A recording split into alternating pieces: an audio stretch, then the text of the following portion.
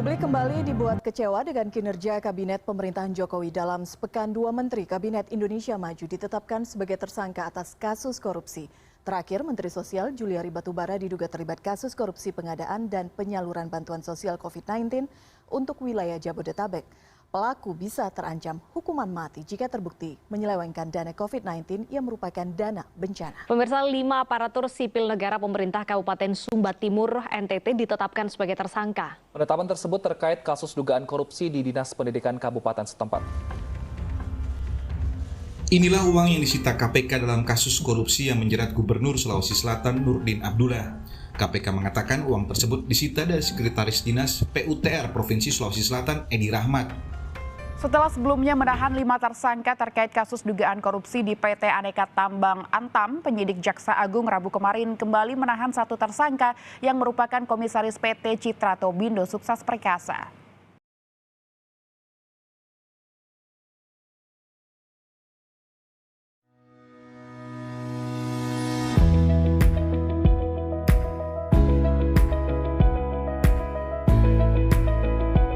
Korupsi adalah sebuah kejahatan yang dikategorikan sebagai extraordinary crime atau kejahatan yang luar biasa yang harus dapat dicegah sedini mungkin.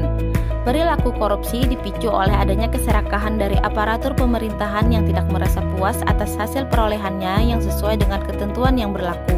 Korupsi merupakan kejahatan yang tidak hanya merugikan perekonomian negara, namun juga merampas hak rakyat pada khususnya dan hak asasi manusia pada umumnya.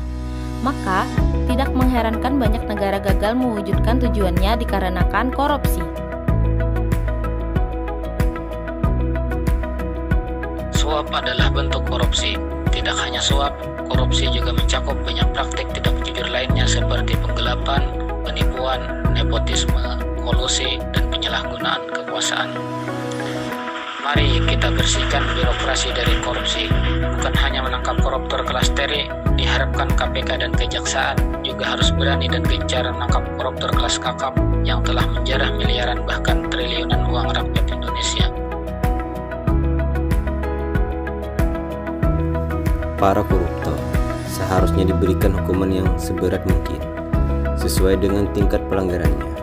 Para hakim harus memperkuat putusan jika memang terdakwa terbukti korupsi, sehingga memberikan pesan yang kuat bahwa korupsi adalah sebuah kejahatan yang luar biasa.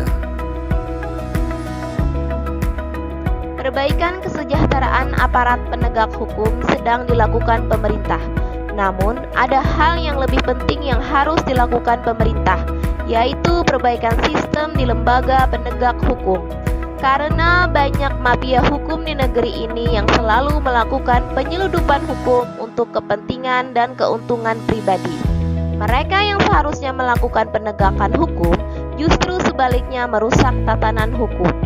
Berdasarkan survei Global Corruption Barometer Transparency International Indonesia, lembaga terkorup pada 2020 adalah anggota legislatif 51%, pejabat pemerintah daerah 48%, pejabat pemerintahan 45%, polisi 33%, pebisnis 25%, hakim atau pengadilan 24%, presiden atau menteri 20%, LSM 19%, bankir 17%, TNI 8%, dan pemuka agama 7%. Dalam mewujudkan pelayanan publik yang berkualitas, maka dibutuhkan peran dan tanggung jawab aparatur sipil negara yang profesional dalam menjalankan tugas pokok dan fungsinya sehingga tidak merugikan masyarakat dan pemerintah itu sendiri. Hanya kitalah para generasi muda penerus bangsa yang akan memperbaiki kerasionalan negara ini. Kitalah pembangun bangsa ini di kelak kemudian hari.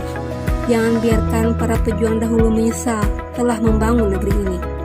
Jangan biarkan mereka menangis melihat negeri yang sekarang. Buatlah perubahan sekecil apapun. Kita yakin pasti bisa. Katakan tidak untuk korupsi.